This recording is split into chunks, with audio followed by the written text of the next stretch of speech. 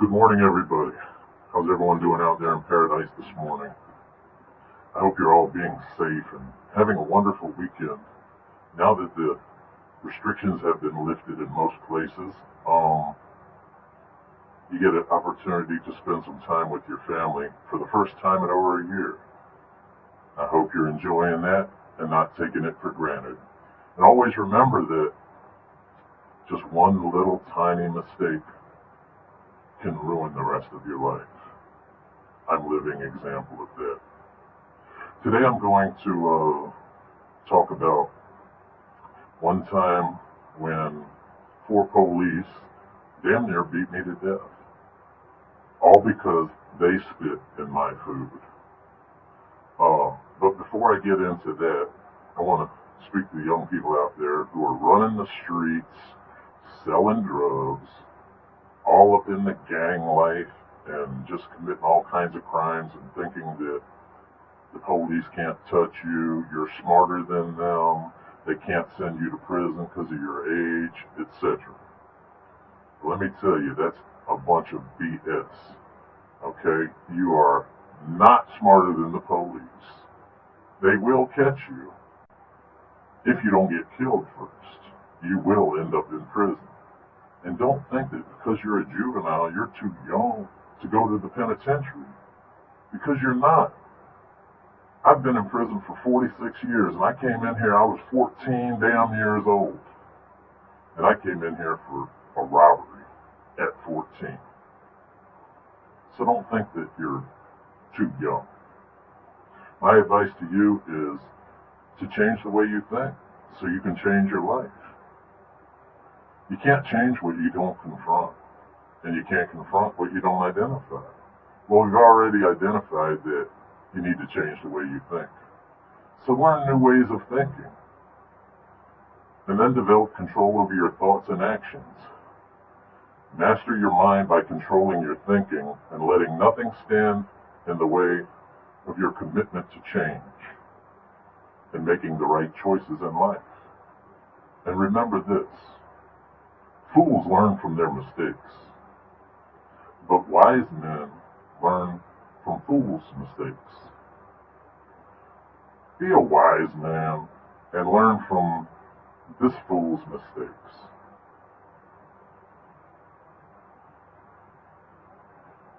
Alright, so I've been asked many times if it's really true that correctional officers beat inmates.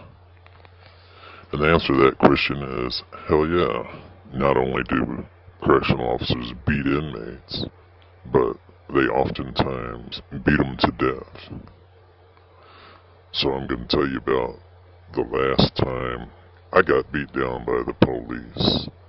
It was so bad that I could not get off the floor of my cell for 3 days, just to crawl back into the bed.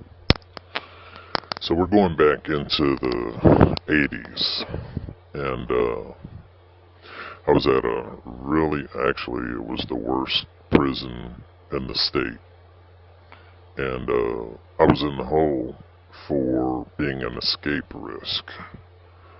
So at this particular facility, it was an old facility, and the older facilities, the front of the cell where the door is all made out of bars. So the door and the front wall of the cell are bars, and they're long tiers. So on this particular date, this guy down 5 or 6 cells away from me, shit the police down. Now what does that mean? Okay, so what people used to do back in the day, when they had a beef with the police in the hole, they would throw shit in their face. Excuse my language. And what they would do is they would take a shampoo bottle and they would put shit in it and then piss in it, shake it up and let it sit for a few days. And then when the police came around, they would spray it in their face. And it was just absolutely the most nastiest thing you could ever see or smell. So on this particular day, I don't know what the beef was between this guy, but him and the police got into it. When the police came down, they shit him down. Well, no foul deed goes unpunished. And unfortunately, when something like that happens, everybody pays the price. So this day, the way they were getting back at us is when they fed lunch, they spit in the food. Only not only did they spit in the food, but they did it right in your face, so that you saw it and you knew what they did. They would feed on these styrofoam trays that you see in my videos, and when they get to your door, before they put the tray on the tray slot, they open it, and then they would spit right in the food, and then close it, and put it on the tray slot. Well, that would cause a lot of problems, because after that would happen, people would start flooding and throwing stuff out on the tier, throwing shit out on the tier and everything else, because the police had to clean it up. They didn't have inmates working back in the hole at this facility, nor do they in most facilities. So when the cop got to my cell, I happened to be standing at the back of the cell, and when he came up, and I turned around and watched him spit in my tray and sit it on the tray slot. So I just happened to have a styrofoam cup of water in my hand, because that's where I was standing up. I was at the sink drinking water. And when I saw him do that, I threw it at him. Only I told him it was piss. So, of course, he got pissed off and he left, and about an hour later, he came back with 3 other police. So, when they get to the door, I know they're coming in. They don't have a shield or anything. Back in those days, they just run up in your cell and beat the shit out of you. They didn't even bother with the shields and all that stuff. So they get to the bars, and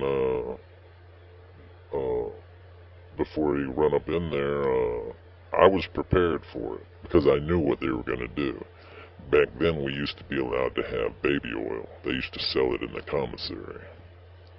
So what I had done is, I took the baby oil, and the front half of the cell, I squirted all over the floor.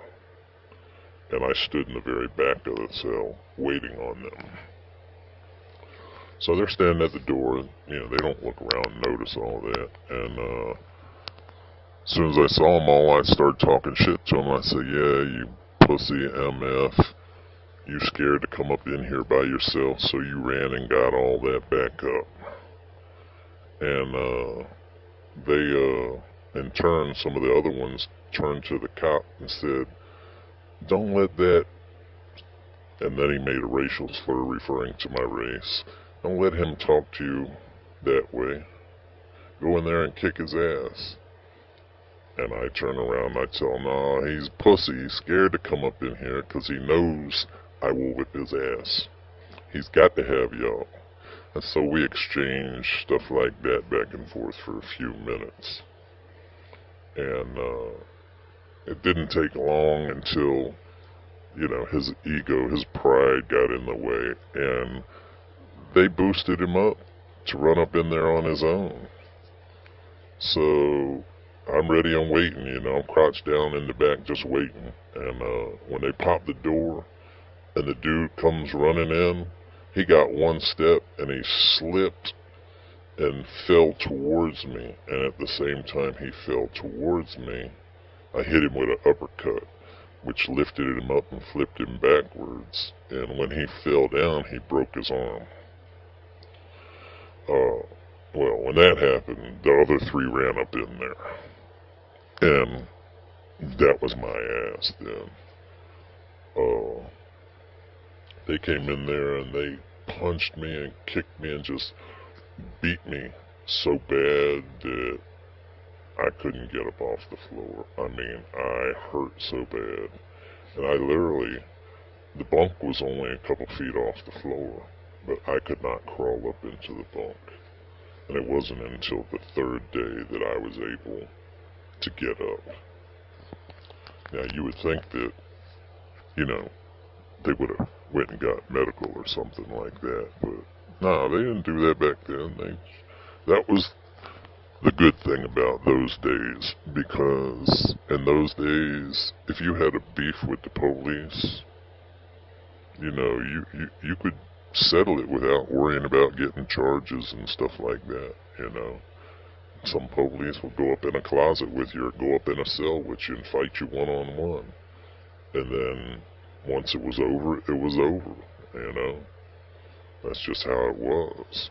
And so, that was one of the better aspects about prison life back in those days. So they didn't do anything. They didn't call medical. But this pussy-ass police wrote me a damn charge and gave me an assault charge. Yeah.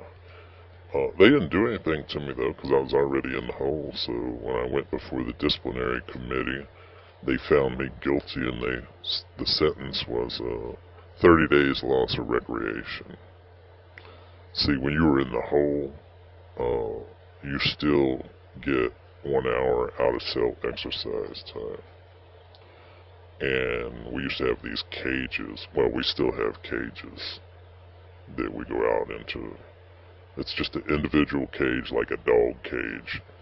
And you can step four paces forward and then turn around, step 4 paces backwards.